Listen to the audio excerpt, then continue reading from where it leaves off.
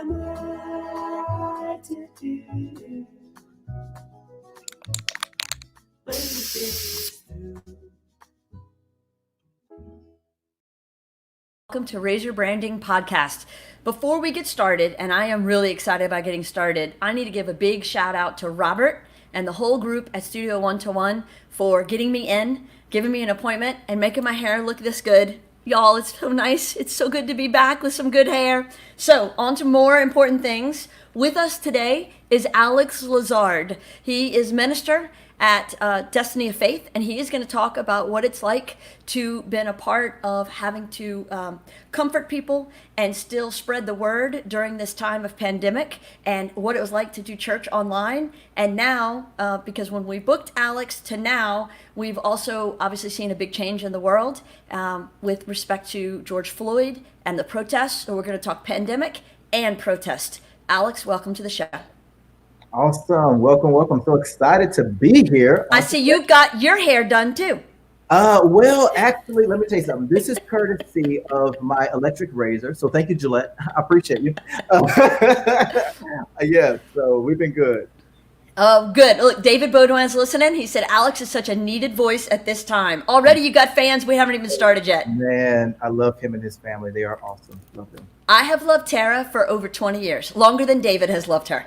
Let me tell you something. You can ask her. I promise you. I literally just put an order in. She has a line of greeting cards. Oh, yes. They're very nice. I just put an order in on yesterday.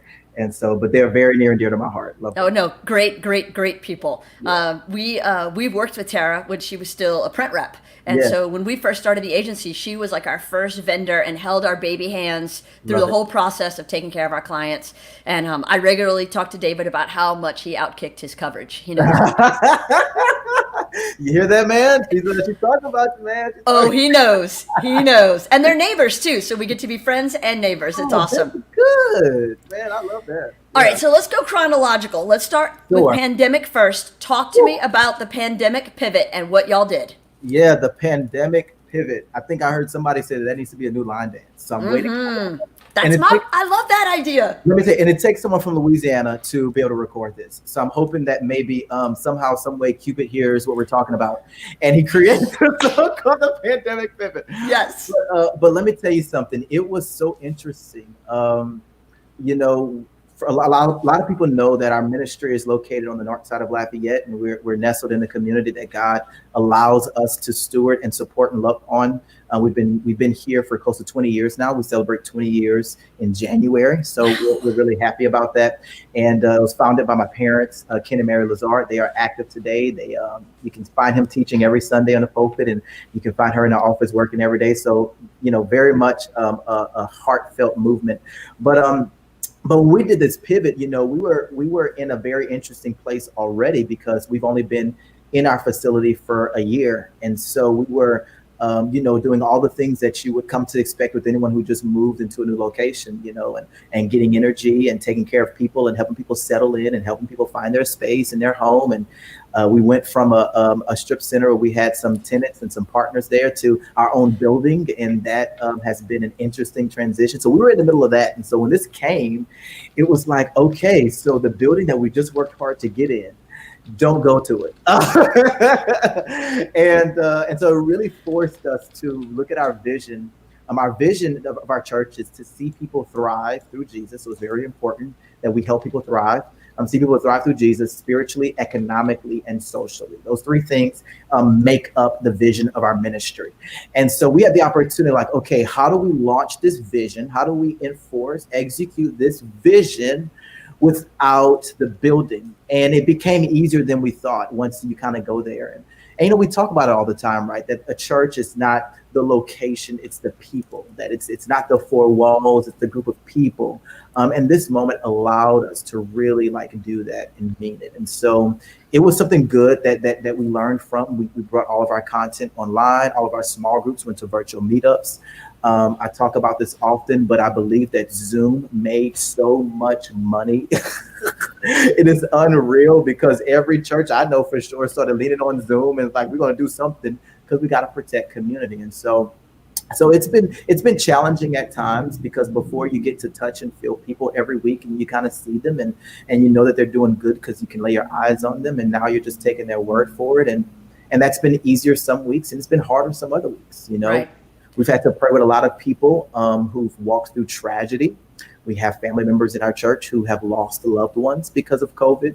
We have family members of our church who are still contracting the disease as well. So it is nowhere near over. We are still implementing social distancing. We're still encouraging everyone to be mindful and be safe, stay healthy. Get a good walk in every now and then, so you can get some good air, right? And keep yourself hydrated, wear your mask. So we're still, putting those things in place and trying to help our people stay safe and stay healthy. And we haven't gone back to service yet. We are still virtual. Some of our friends are starting services on this weekend, and so we're going to be, kind of leaning in and praying for them this weekend. But we're still virtual right now, and we're going to be that way until we kind of see some of our congregation get healthier. And so, but we're thinking about creative ways that we can still create moments and provide those opportunities to come together, because it's needed. It's really needed. So, in a nutshell, that's what our pandemic pivot was. That is awesome. Now, I know you have a good sized percentage of your congregation is older and maybe not as technologically savvy. Did y'all do IT lessons? Did y'all walk them through Zoom class? That is such a good question. We had so many leadership meetings where we talked about this. We had people be like, I don't know how to find you on Facebook. What is that? Is it Google? And so we definitely had to talk to some people. We do have a very community feel. So we had some of our friends go to their house and be like, hey, this is how you do it. Or some neighbors, people who they were already comfortable with, would call them on the phone and talk to them and walk through them with. And we'll put the YouTube link out. But honestly, we're still figuring out. There's some people that they're just finding out. Matter of fact, one story is this. There was an older person who's a member of our church, and the way that they would hear the message is their daughter would call them and put them on speakerphone so they can hear it through the phone. And we're like, oh God, we thought about everything. We was like, okay, well, maybe we can get some iPads. Maybe we can try to get some iPads donated and then give it. And then we were like, but wait a minute, what if the iPads aren't disinfected? Oh my goodness, we're spread. We were trying to figure it all out. But it is definitely a situation. And growing up, not every generation embraced technology. And I'm not saying that in a negative way. I'm just saying that they didn't have to. It wasn't necessary. They were able to live their lives, raise their families, be successful on their jobs without needing to embrace technology. And all of a sudden, with the blink of an eye, technology became the only way to continue to have community. And so for a group of people, it was nothing new. It was nothing different. It was more of the same. But for another group of people, it was extremely challenging. It was very intimidating, and it was deeply disappointing because all they knew was gone. Even in the world that they lived in, when you had outbreaks at that time, they still were able to go out places because social media wasn't there. Right. So they didn't know it was as drastic as it was. And the information they was given was just, hey, take a nice walk. Right. And now we're telling them, no, you can't even take a walk. You need to stay in your house because you're compromised. And you need to go get a phone that you don't have. And you need to log onto YouTube that you've never been. And you got to believe that you're doing it right. Well, and then there's the fear of loss, right? Because not only have they lost the community of the church and their friends and their neighborhood, but also loss of employment, loss of income, physical loss as people have gotten sick and passed away. It has been months of a very scary time for people. It has scary and it's the unknown. We talk about that all the time, right? Fear of the unknown. Right. Even if what I know is devastating, I'm not as fearful because I know it. But I'm more fearful when I don't know what to expect, when I don't know what to think, how to feel, what to do. When I don't know, it challenges me, and that's what a lot of people's rhetoric and that's where their statements have been, and that's where we at the church we've come alongside them, not to tell them to think differently, but just to show them another way. Like as you're walking through this journey, as you're walking through this path, here's some things. Be confident in the fact that you made it through so much. You've made it through, wars, and you've made it through, local issues and tragedies. You've lived through so much. You can live through this. And so we've just been really encouraging them and letting them know that there's hope on the other side. And then at the same time, just continuing to teach about biblical principles. And so it's been an interesting journey, but it's been one that's grown me. It's evolved me as a leader, for sure. Sure. Not to dig into your business, but I am curious. Yeah. Have y'all been able to pass the plate? I mean, are you still able to do collections online, or y'all just put all that aside? How do you do that? So we still have online giving, which we did that before we even transitioned. We are one that we leaned into internet giving because it is just a flow of people. And so even before the pandemic, our website is set up just like every other nonprofit's website to be able to take donations, just like other nonprofits may have applications or text messaging protocols to be able to take giving. We can do the same thing. And so we definitely appreciate the people of this community because of their donations. We've been able to continue our mission work. We've been able to continue the beautification of Truman. We've been able to continue taking care of homes, continue picking up trash, and continue, we're in the process of actually setting up a food pantry. And there's so many things that we've been able to continue to do because of people's commitments. Now, there's some people who said, listen, I want to bring it to the church.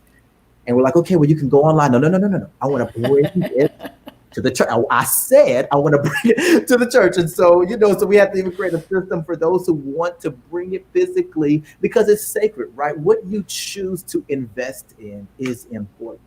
It's sacred. It means something. It's doing something. And so a lot of people take that very, very seriously. And it's sacrificial for them, and they want that meaning. They want to know that I brought it to a physical place. And so for those, we still have a box, and we're able to receive it and pray over it and all those things. But we have e-giving options, and those never went away, and people continue to utilize them throughout the pandemic. You just touched on something that's very important, and I want to highlight back to that is the relationship with giving, and when it's really important, making those investments. So I have had the opportunity to know your dad for years, and I got to visit when you were at your old location in the Strip Center and see the beautiful physical church that y'all have built. And as I understand, if I am remembering my history correctly, you built that church debt-free. Am I right? Yeah, you're right. So when we started this journey, most people start this journey with a big, loan and like, hey, we got it, let's go. And that was not our story. Right. Our story, it took us 5 years to do it.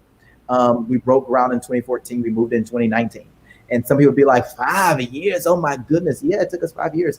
Now, in the end, there were some things that we needed, and we were able to have some people step up, and that included a couple banks. But that didn't happen until, we were there, and we just really wanted to make sure that we could do some things effectively and in a responsible way. But we turned dirt, we paid the plans, we got steel, we got concrete, we had AC, we had electricity, we had wires ran, we had rebar built, we had roofs put on, we had ceiling installed. I mean, listen, we came in, and by we, I mean hundreds of people gave consistently over 5 years. You know what type of mindset you gotta have? I don't know if I can even show up at the same workplace for 5 years. Give, right? But it was all made possible, to your point, of all the people that were committed. And these weren't people that just attend our church on a spiritual basis. These are also people in the community who just saw it. I was like, oh my goodness, we need this investment. We need a win. We need this. There's not many things that's happening. We need it. And they continue to do it. And that's something that I'm always going to be so grateful and thankful to be a part of an organization that other people are not only interested in, but they value enough to sacrifice for it to succeed. And so, but to answer your question, a huge portion, everything in those first 4.5 years was all done by the cash of people who sacrificed weekly, monthly, annually, so they can see something be done in a community that hasn't had an investment like this in a very long time. Right. And I've had the opportunity to meet with y'all a couple times with Monique Boulay and the Acadiana Planning Commission because of the work y'all are doing for building out housing in the community. So can you talk a little bit about that? Because I think that is so impressive. Sure, sure. So something that's always been on the heart of my dad, Ken and Mary, is wanting to see. How do I want to explain this? Because I want to give good appreciation to what they've done. They've always wanted to see other people have opportunities that extend their desires. And what I mean by that is, lots of times you can believe something in your heart, but you don't really know how to manifest it. You don't know what steps do I take to actually do this. So for instance, if there's someone that really believes like, hey, I've never really had a college graduate in my household, but I believe that I can do it. I believe I can go to college. Like I believe I can do it, but they struggle with what steps do I take to do something that I've never seen.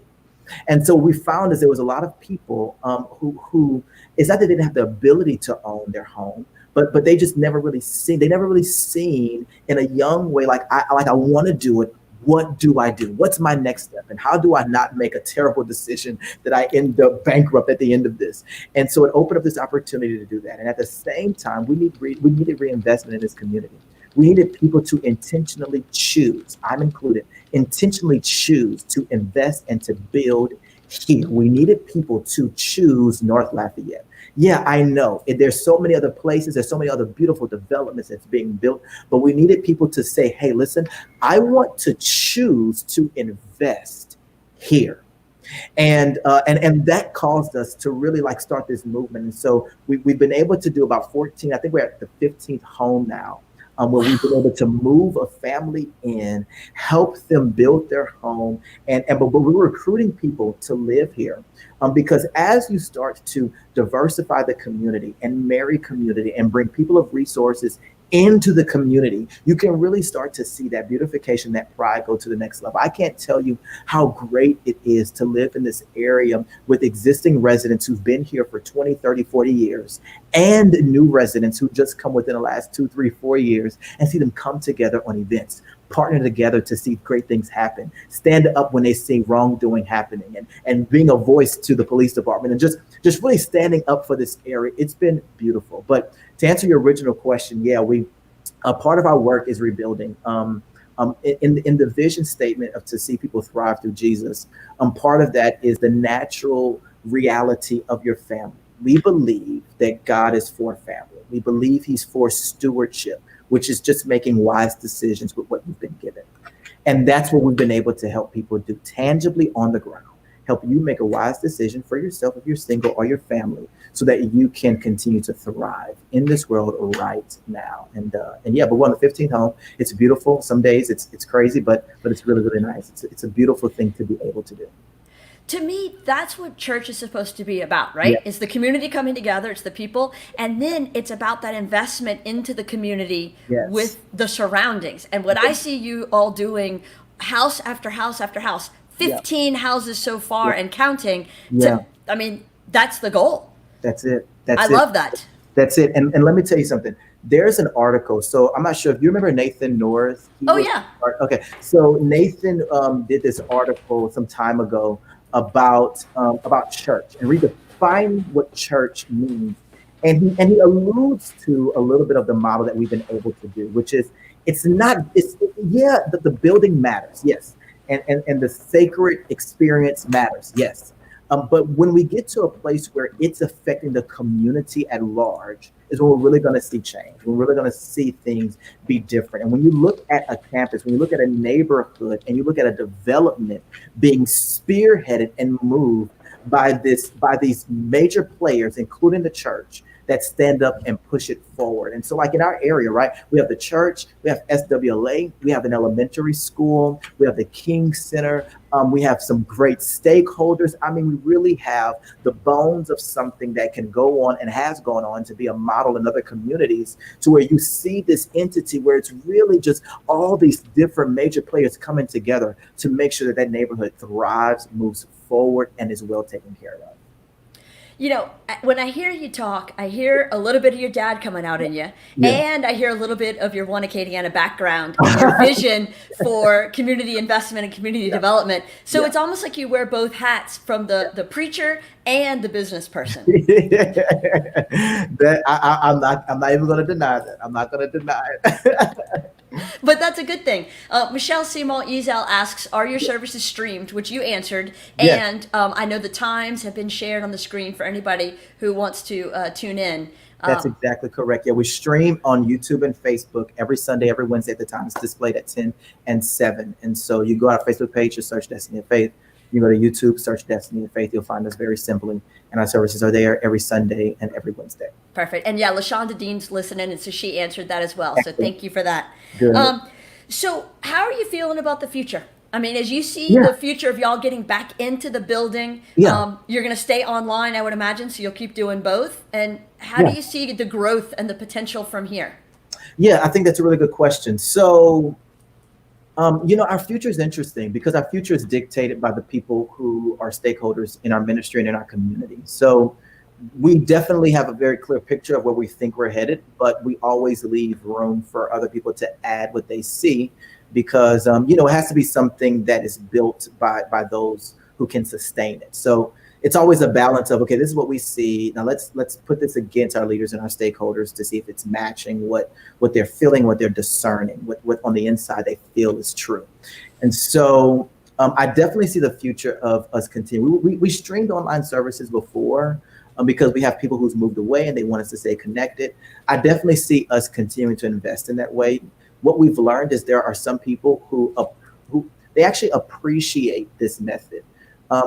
Sometimes you want someone to receive the way you receive. You want them to have value and appreciation for the way you receive. And that's just not how they are. They want a simpler experience and they want something that they have full control over.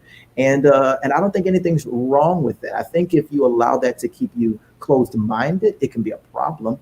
But I think that if you're in a season of your life where you say, you know what, I want to receive ministry in a different way, then I think the church needs to respond to that. We need to provide that so that we can continue to reach as many people as possible. So I see us continuing to invest and protect and steward online ministry because it's proven to be a need. And there's a lot of people that's gravitated towards it, new people that we weren't reaching before, quite frankly, who've gravitated toward it.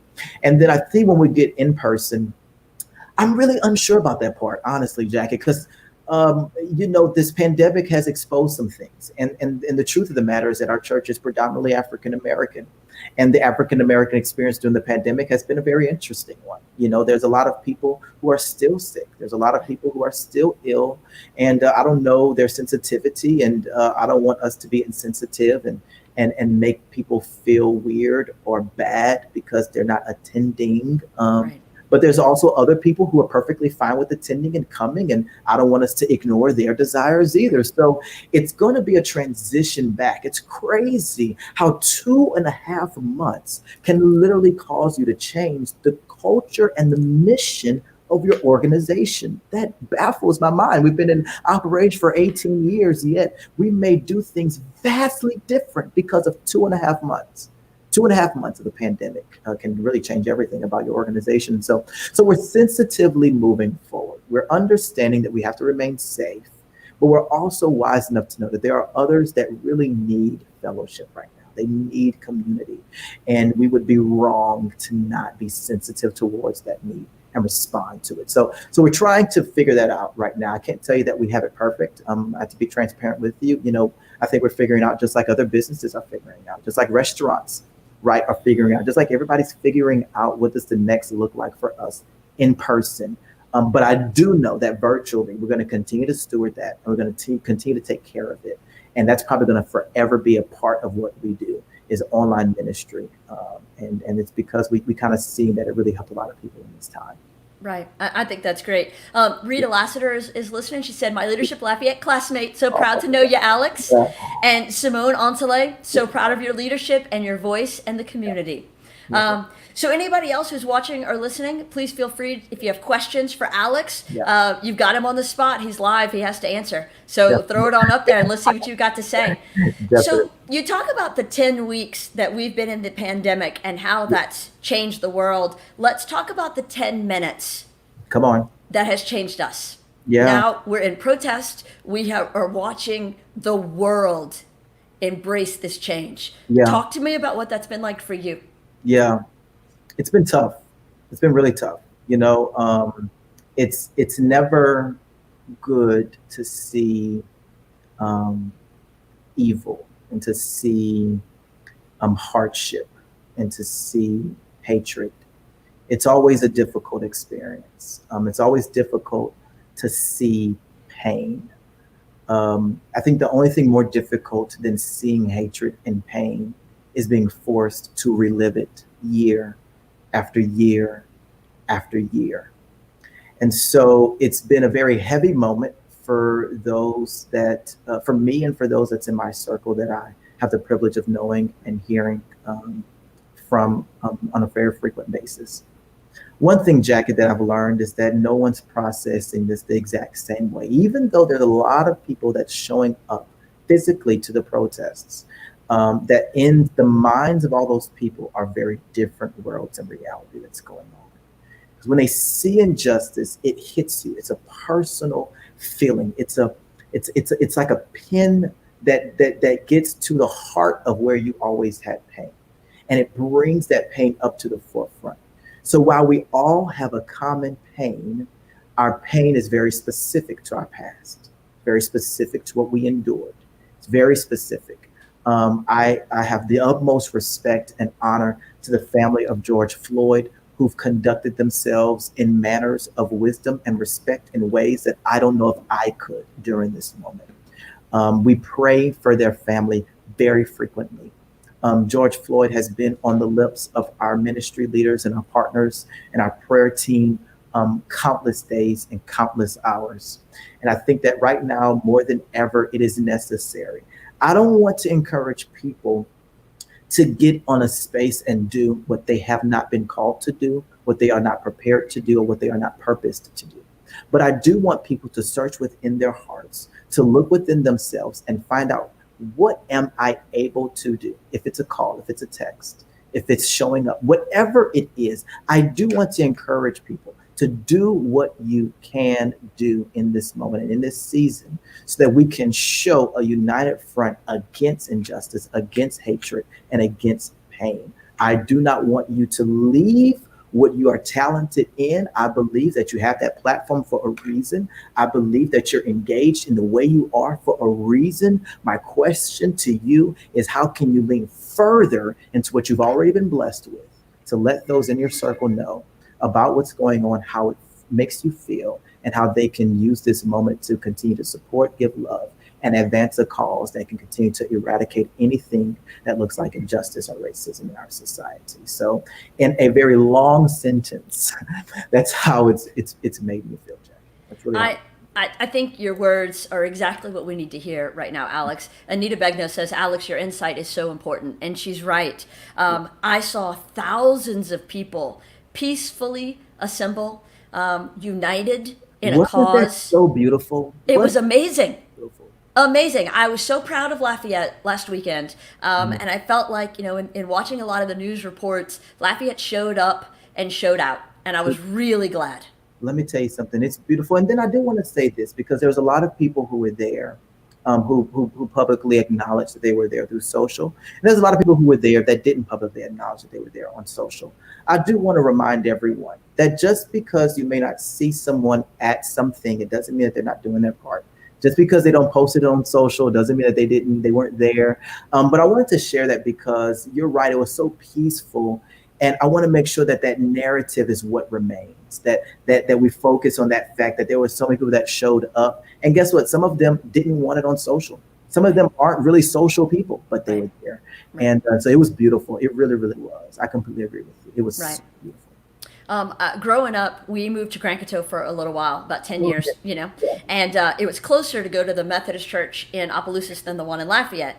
Yeah. And the white Methodist church started services at 9, and the African American Methodist church started services at 9:30. So we went to the black church because sleep.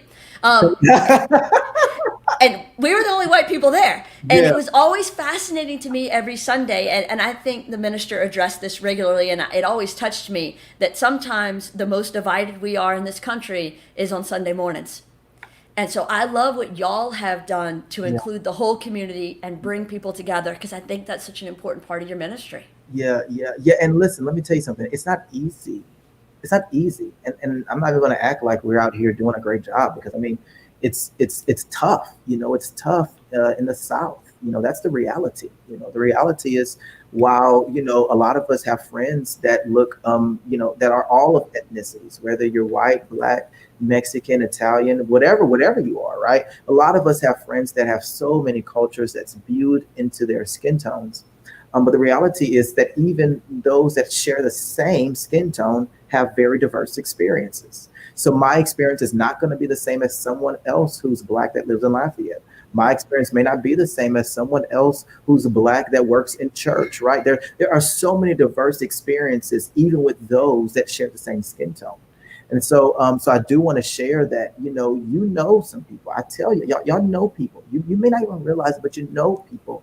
And just ask them, hey, what has your experience been? What has it been? And I think George, I'm so sad that it took him losing his life for us to have this conversation again. But I think that this moment requires us to have an overarching conversation, not just about police brutality, not just about the fact that so many police officers may do this and not really see any judgment come from their actions through the courts, but also that there is a Black experience that is true and that is real, that is happening every single day. And although we show up to rooms with people who don't look like us, although we do our best to put ourselves out in the best light with people who don't look like us, it takes a lot for us to do that consistently.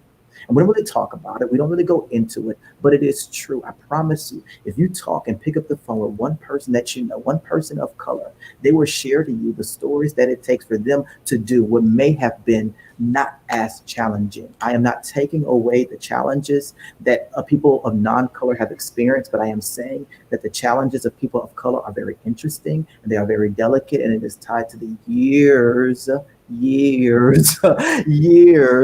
of injustice that's been imbued upon our generations time and time again. And so it does my heart so good when I see our city be a model of how we can come together and show. And listen, I'm gonna share this with you, and I don't even know if I'm gonna be that popular by saying it, but I figure Bring it on. why not? But there's some communities that are not peacefully protesting, and I don't 100%.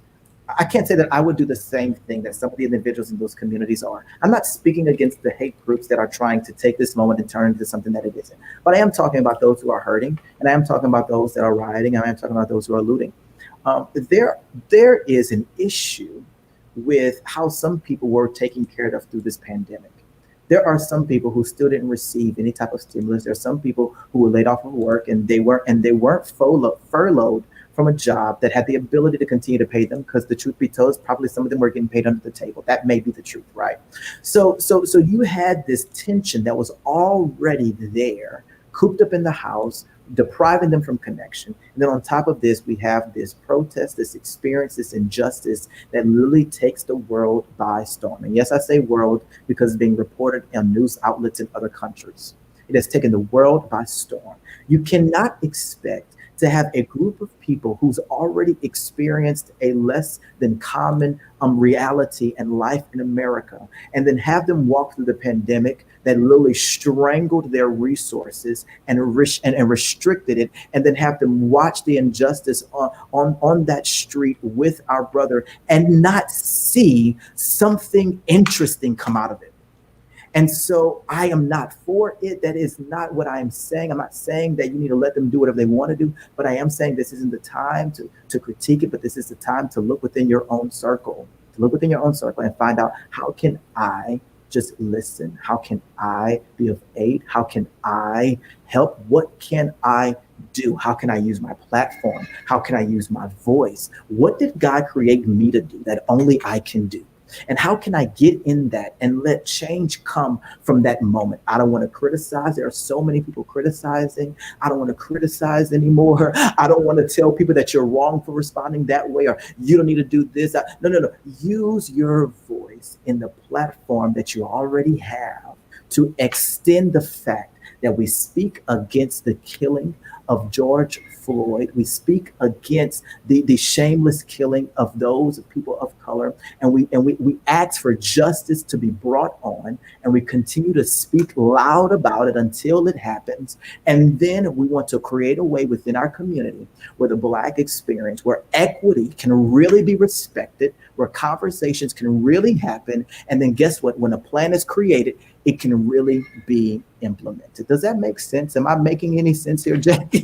Oh, yes, Alex, you are making perfect sense. And I think Yeah. what you're doing and what you're saying echoes a conversation we've been having at our house, as I'm sure most families have been having around their dinner table, because it is all about how do we step up, Yeah. each one of us. How Yeah. can we make our corner of the world a better place? Yeah. And that should be our goal always. It should be. It should be. It really should be our goal always. You're so true. And something that continues to aggravate me and annoy me and irritate me is when I see a plan be created but never get implemented. I can't stand it. I can't stand seeing plans and processes and so much energy be put into plans, but nothing actually happens. And if I had to be real with you, my fear is that we put so much energy and passion into the plan, but nothing happens. I don't want that to be the story here. I want there to be a day where we can look back and be like, man, remember when we had that pandemic and that protest, but out of it, this thing was created and it's helped people. I want that to be the rhetoric that we talk about a year or two from now. But to do that, it requires people to really, really look within and really, really see how can they, in their own corner, like you said, do their part and create some change. Right. Well, my 20-year-old said it yesterday. He's like, the world is forever changed now. And I'm like, yes. And it's going to continue to evolve and change, but we have to keep it heading in the right direction. Yeah. Because it's going to keep moving, but how does it move is what's determined. And I think what's so important is, what I started hearing early in the pandemic was we may all be in the same storm, but we're not in the same boat. Woo, and I think that's good. But that's what you just said about this protest. Yeah. That's what it is about people who face injustice and the hardships of life and the challenges of the skin they're born into and the neighborhood they're born into and the families they're born into. Okay, so we're not all in the same boat. What do we do about it? That's right. No, you're right. And you're right. We're not all in the same boat. Not all of our boats are made the same. Not all of us have the same amount of people that's driving the boat. Right. Some of us have more people in our boat than others. Some of our even in the Black community, some of our boats are more built than others. Like it's so complex. And listen, it has to be. We're talking about decades of injustice. We're talking about generations of there being movement, but not really. And here's the man. I'm just gonna keep talking. I don't know. Bring it. You have an hour. Keep going. But here's the thing. We focus so much nationally. And my dear brothers and sisters, the big change happens locally. What affects your day to day happens locally. We pay attention to the regional stuff and to the national stuff and to the global stuff. But what affects your day to day, what really gets down into how you feel when you pull into your driveway, how you feel when you shop at your grocery store, how you feel when you're driving down the street, what do the roads feel like in the neighborhoods you live in, that is local change. It's local. But we put so much energy into the national rhetoric. And I'm not saying that we shouldn't speak to it. I'm not saying that it shouldn't trickle down, but I am saying that a lot of our rhythms of life that needs to change is going to start locally. It starts at our kitchen table. Yeah. If you do the right things at your kitchen table, that is going to change your world. That's good. You can use that on Sunday. I'll give you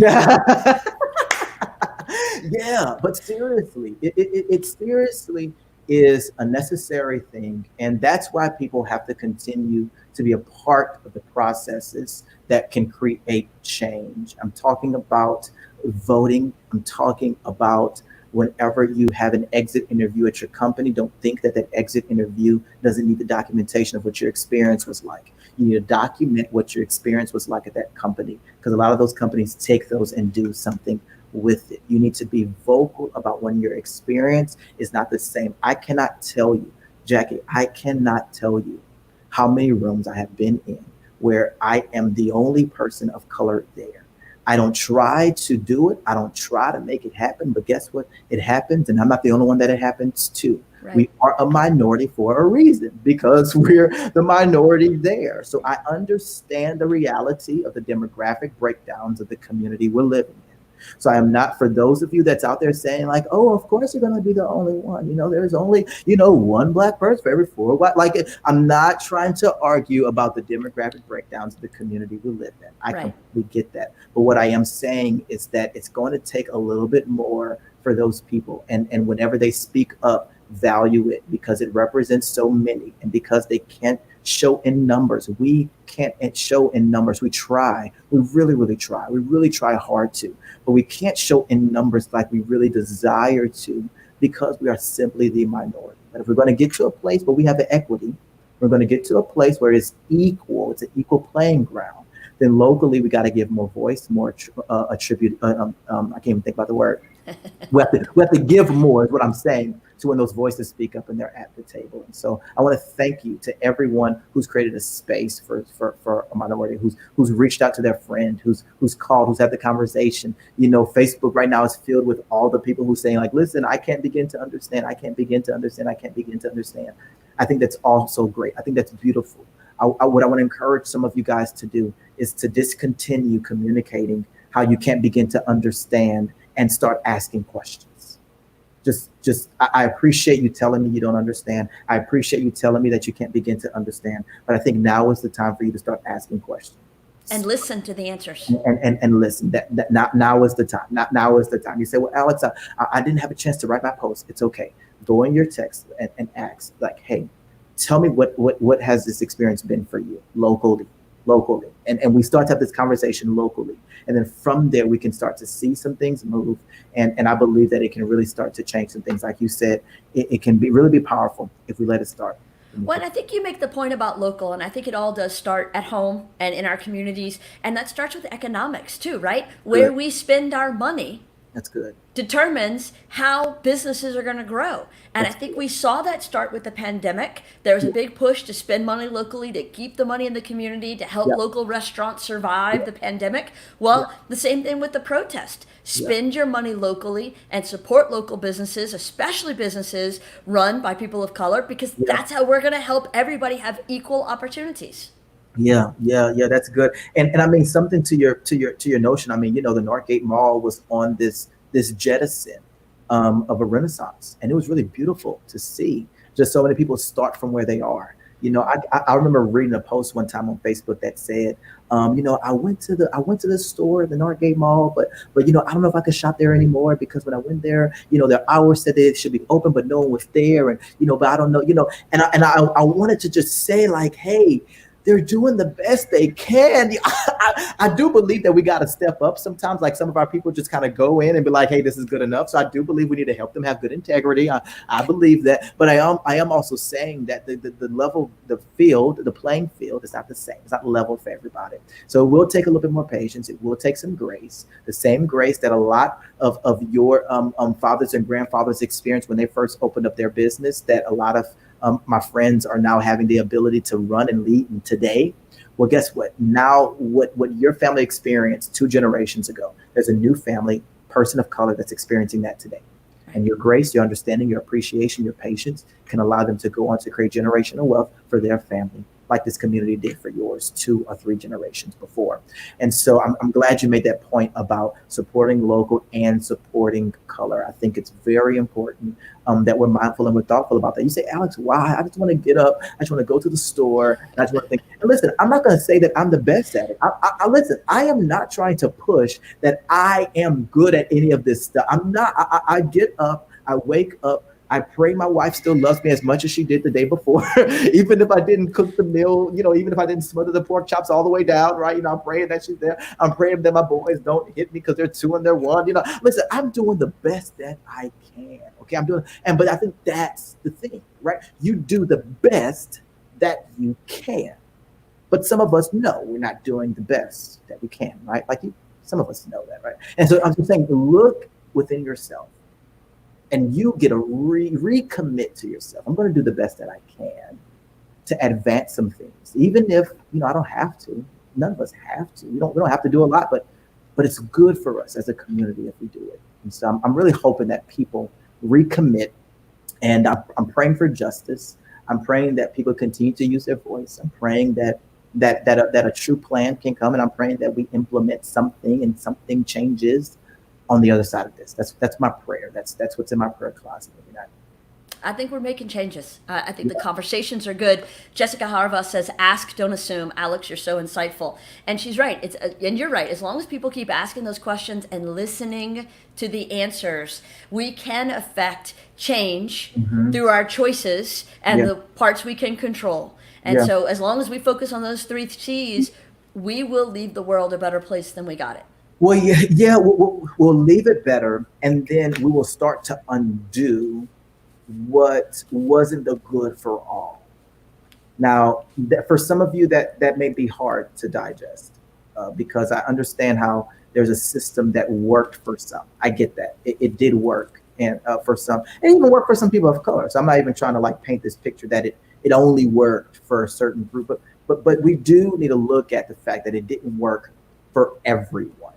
Okay, and so not only will we leave the world a better place, but we will also create something that does a better job working for everyone. And it starts in your corner. It starts in your job. It starts by helping your boss see that we need to look at the applicant pool again. It starts by helping your coworkers see that maybe we need to call that contractor in again. It starts by just really just being thoughtful. And just making sure that we're doing the best that we can every single day. And listen, I'm not saying anything that's brand new. There are so many people in this community right now who are smarter than me, who have more experience in this than me, who've been doing this longer than me. I honor them, I salute them, and they've been at this so much better. I promise you, their responses probably can beat mine in the dust every single day. I've been trying to do the best that I can, but I think it's a thing, right? We just need to do the best that we can every day. And for some of you, you guys have so much in you, man. Your platforms are so huge, your purpose is so big, your footprint of what you do in this world is so large that when we say the best you can do, that's a lot. For some of you, that means a lot. And so I'm just asking you to think about that. What does that mean for me, and how do I do something about it? Are there some future conversations that once we can all gather in the same space or even online that we start having, that maybe y'all facilitate or other community leaders have already started talking about facilitating, so that we can fix our community first, right? Local, that's the focus. And so how can we help each other do that? Are there gathering places? Are you hearing talk of what's next? Yeah, it's so interesting that you asked that question. We have a pool full of very thoughtful and passionate leaders in our city. I am sure that there are discussions that are being planned behind closed doors right now. I am sure of it. I'm sure of it. As much as I can breathe this air, I am sure, because we have a lot of people that care about not only this topic, but about this community. We have a lot of people that care. I mean, that's one of the reasons why you'll see in the middle of a pandemic, we still gonna figure out how our kids get fed. Right. There's a lot of people that care about this community. And there's a lot of people of color who do a wonderful job of leading and encouraging other people to use their voice. So I am more than sure that there will be a space in some way to have a conversation that can help people ask questions, find out the answers, and then go back into their world and do something with the information that they've learned. Good. I mean, I think that's what it's got to be. And I bet Ashley Mudd is furiously typing up an agenda right now. There's a whole leadership program coming out of this, right? Don't you see it? I can see it. I can see her. She has to know her is to know like she has notebooks and notes and right. She's got a journal. She's making a list. Let me tell you something. That girl's so much more organized than I am. But yes, I'm sure that's something. But yeah, I think there's a lot of spaces that will be created. Some big, some small, some public, some private. I think that's what it's about. I don't think all spaces should be created equal. I think we need to create these different spaces that allow people in different levels and different experiences to feel comfortable enough to come and to just share, right? We just need to talk, man. And it's so hard to talk. It's so hard because man, we get emotional at times, and some people, I can hear right now, I'm not emotional. But it's okay. It's okay to be. That's the thing. It's not bad. Okay. It's okay. It's a part of who we are. Don't let it guide you, but know what it is. Know what your emotions are. And so those moments are going to happen where we get passionate and we start, we don't like to say fighting. So in church, we'll be like, oh, I didn't fight with my spouse. I had a passionate disagreement. Okay. And so we're going to have the passionate disagreements, right? It's a part of the process. It's a part of it. But we have to be open to it, and we got to be okay. And it's just learning and it's hearing, and we can't walk away offended. And I can't believe, and how could you do that? Well, just hold on a minute. Just let them talk. Okay. And then come back, take that in, meditate on it. Okay. If you're a person of faith, I hope you are, pray about it. Right. And then allow yourself to be led into what happens next based on what you've learned. Right. Alex, what event has most shaped who you are now?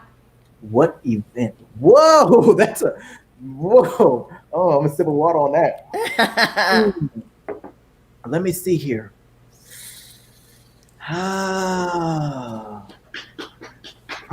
That's a really good question. What event has shaped me the most? What event? Probably.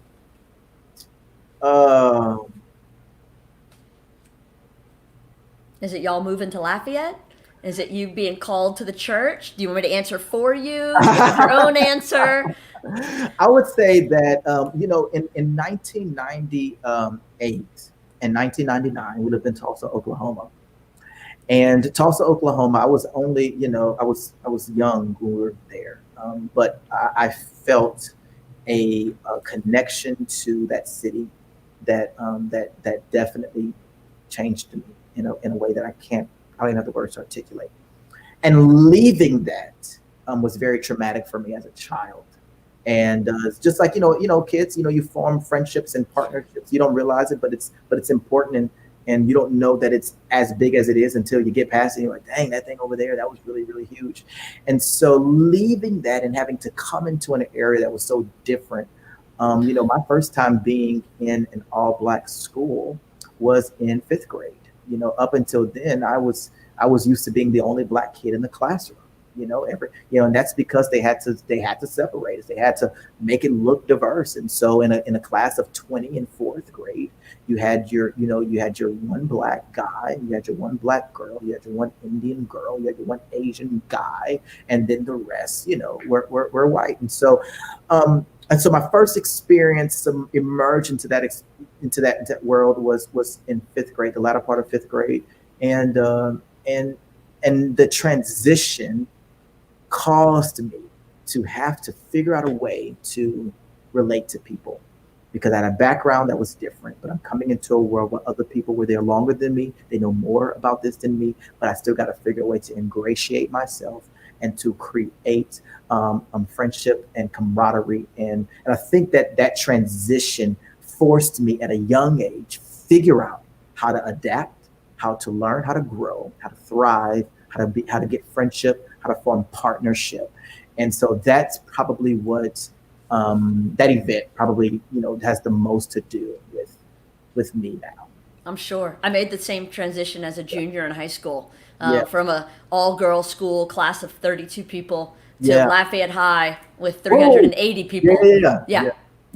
I hear you. We can share stories later. That's quite the culture shock. It is, seriously. It is not understood. You're constantly questioned, you're constantly teased, but yet you still got to figure it out. Right.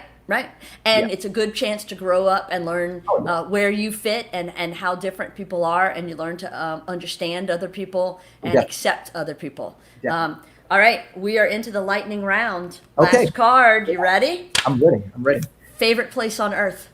Favorite, that's an easy one. Favorite place on earth is next to my wife, Farron. There you go. Movie you cannot turn off. Movie I cannot turn off, The Family Man, Nicolas Cage. Oh, that's a good one. That's a good one. I know the answer already, but TV show to binge watch. The Office. Of course it is. Favorite book? Favorite book. So and the first thing that came to my mind, easy, the Bible. That's what I thought you'd say. I was gonna say the Bible, but for friends, I would probably say my second favorite book is very interesting. Some of my friends are Black. Oh, that's a good choice. Yes. Very good choice. Yes. Favorite podcast? Favorite podcast is the Carey Nieuwhof Leadership Podcast. I'm not sure if you've heard of Carey Nieuwhof before. Mm-hmm. And so he's a very good one. He's a guy I follow. He's a leader in the faith world, but he does a really ton of good job. And Craig Rochelle, he has a leadership podcast. Any leadership podcast, I'm down for. That's good. Favorite car? Favorite car. So my first car was a Chevrolet Impala. I had a black interior, white exterior. And so I would probably say that's still my favorite car if you have to talk about one I own. And just out there in the world, my favorite vehicle is a Jeep. I love a Jeep.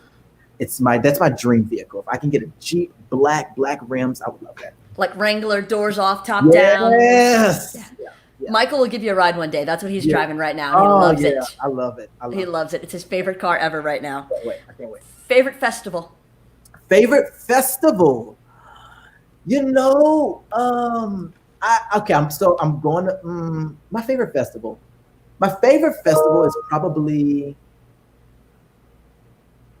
so there's a festival I went to in New Orleans called the Soul. I forgot the name. It wasn't the jazz. It was like Essence. Was it Essence Festival? No. This was like a 2,500 person festival. Small. Okay. It was a very small one, and ton of jazz, ton of hip hop, ton of soul. All people of color were the food vendors. I forgot the name of it. I went to it in New Orleans. It was very, very cool. But there's really something really cool about a small, intimate festival. You meet friends, you meet new people. The music's interesting because it's all underground people. Mm-hmm. That was probably my favorite festival. Now Anita has gotten out her journal and she's thinking new festival for Lafayette. Making notes. Downtown's about to have that festival. Look, and I thought, I was like, man, I want to say Festival International because I'm local, but I have to say, like, my favorite one is the one I went to New Orleans. I want the right answer, so that's a good one. Yeah. Favorite musician? Favorite musician right now, it's a girl by the name of Naomi Rain. Okay.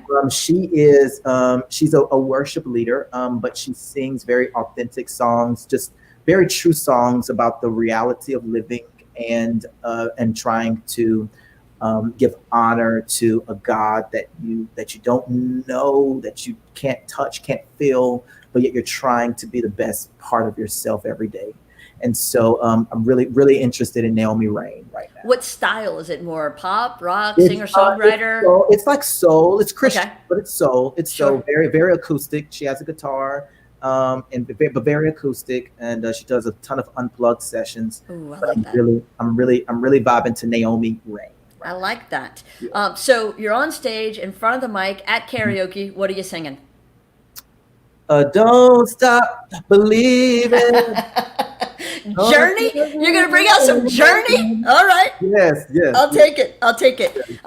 Yeah. Favorite meal? Favorite meal? Yeah, what's your last supper? What's your meal? So pork bone. I don't know what it is. Pork bone. Oh, yeah. White beans. Oh, yeah. Anybody that knows me, I love a rice and gravy. Let me tell you something. Let me tell you how much I love a rice and gravy. I don't need a side. You smother a chicken, you smother a rib, you smother a steak, you smother a pork chop, and you make a gravy with that. You put that over a bed of white rice. That's all I need. I don't need a side. Dinner at the Lazards. I'm on my way. That's it. How do you treat yourself? How do I treat myself? Honestly, seriously? Yes. Binge watching The Office. That's really how I treat myself these days. I'll be real with you. That's actually how I treat myself in light of not being able to go nowhere. Before, I would probably order out from Tsunami, an order of crunchy roll, jambro roll, some the eggplant, and some edamame. Oh, yeah. I had lunch there yesterday for a new employee. It would make me so happy. Yes. So Yeah. we've been doing waiter from Savannah. So. There you go. Yeah. Alex Lazard, our hour is almost up. I want to give you a chance for some last words and just to tell you how much I appreciate your time, your insight, your heart, your view on the world, the guidance that you're giving to others, and the way you're leading us all in these new times. It is inspirational and necessary. Wow. Well, that's a super tall order, but I thank you for this platform, Jackie. I thank you for doing what you can. You see, this is the best you can do.